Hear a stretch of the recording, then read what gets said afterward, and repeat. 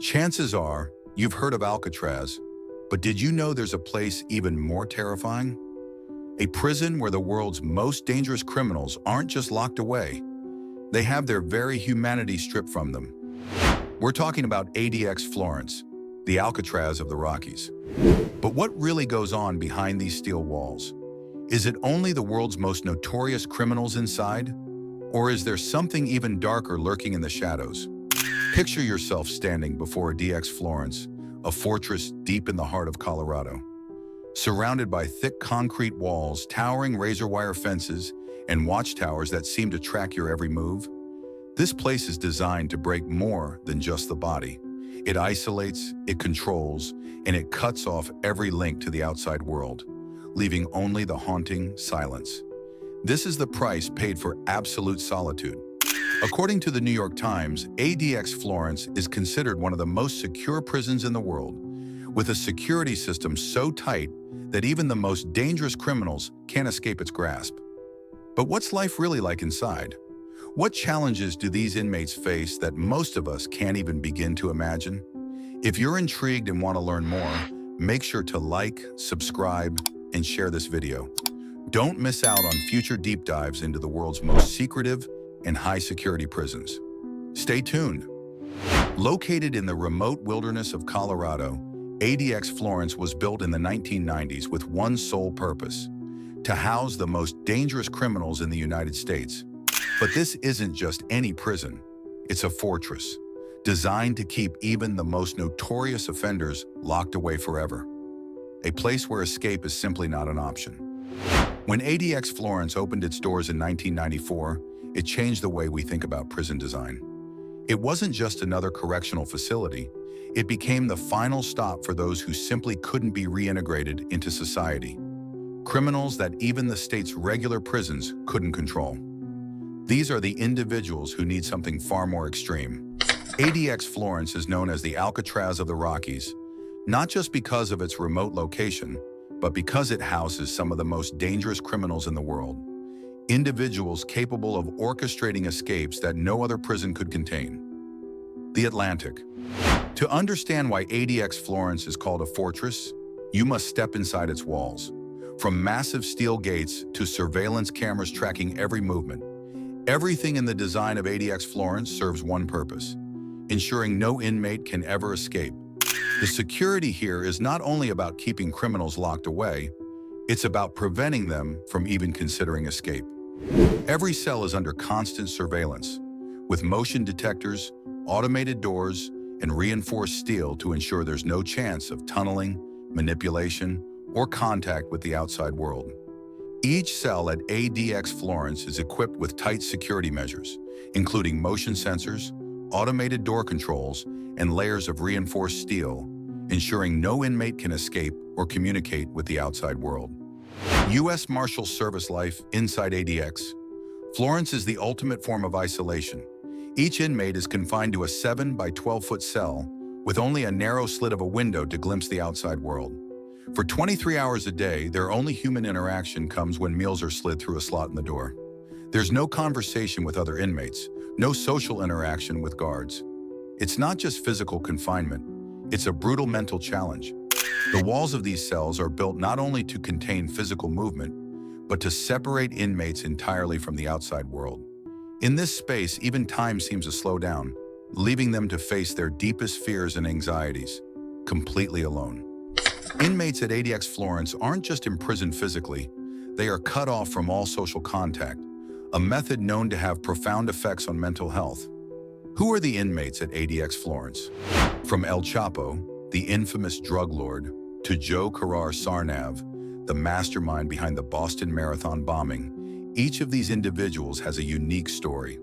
But they all share one thing in common: the absolute isolation they experience within these walls. After multiple high-profile escapes that rocked the prison system, El Chapo was transferred to ADX Florence. His relocation here confirmed the prison's ability to hold even the most dangerous criminals, and it stands as a testament to the facility's unbreakable security. El Chapo was moved to ADX Florence after his escape attempts, cementing the reputation of the prison as one of the most secure in the world. Washington Post. Then there's Joe Karar Sarnav, the man responsible for the 2013 Boston Marathon bombing. After being convicted and sentenced to death, Sarnav was brought to ADX Florence, where he serves his sentence in complete isolation. His confinement here is considered the only way to ensure public safety, keeping him away from potential allies and preventing any chance of escape. Joe Karar Sarnav, the Boston Marathon bomber, was transferred to ADX Florence after his death sentence was handed down. His imprisonment is deemed the only way to ensure he remains separated from society. So is ADX Florence too harsh? Is this level of isolation truly justice? Or are we simply seeking revenge? Can a person survive absolute isolation without being stripped of their humanity? While the prison's security measures are undisputed, there's an undeniable ethical dilemma at the heart of ADX Florence. This is a place where inmates live in near total seclusion, a place where human contact is minimal, and even a glance at another person is a rare privilege. In this kind of environment, is it possible for a person to retain their sense of self, or does isolation strip away everything that makes us human? According to psychologists and human rights advocates, prolonged isolation can have severe effects on mental health. Studies show that even the most psychologically resilient individuals can deteriorate after extended periods in solitary confinement. Inmates at ADX Florence spend 23 hours a day in cells so small they can barely stretch their legs. The only contact they have with others is when meals are slid through a door slot. A brief, impersonal interaction. The Guardian reported that many inmates show signs of serious psychological damage, including anxiety, depression, hallucinations, and in some cases, complete mental breakdowns. This isn't just punishment, it's a sentence that can destroy a person mentally, emotionally, and physically. Punishment, in the traditional sense, is meant to inflict suffering as a consequence of crime. But when does it go too far? Can we call this justice when the price is the complete destruction of a person's mental health? Is it justified to isolate someone with no human interaction for decades, under the belief that it will make them pay for their crimes? More importantly, what happens when these individuals are released? How do you reintegrate someone into society after they've been locked away for decades, disconnected from the world? Can they even function in a society so different from the one they once knew? Supporters of ADX Florence argue that this extreme level of security is necessary to protect the public from individuals who have committed horrific crimes and are too dangerous to rejoin society. They claim the prison serves its purpose by keeping these individuals contained, preventing them from causing further harm. But critics argue the psychological toll of such isolation is too high and goes beyond what's necessary for public safety.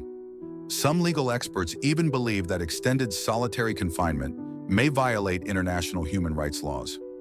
The United Nations has condemned long-term solitary confinement as torture, recommending it only be used in extreme cases and for the shortest possible time. So, what's the real cost of ADX Florence? Is it worth sacrificing a person's mental health to keep the public safe? And if we do this to our prisoners, what does that say about us as a society? For the inmates of ADX Florence, every day is a battle with themselves. But what do you think about locking them away in such an environment? Is this truly the way we seek justice? Or are we simply turning them into ghosts, stripped of their humanity? How far can we go before we cross the line between punishment and cruelty? And if you're drawn to what lies behind the silence, don't forget to like, subscribe, and turn on notifications so you never miss the next story that wasn't meant to be told. Thanks for watching. We'll see you next time.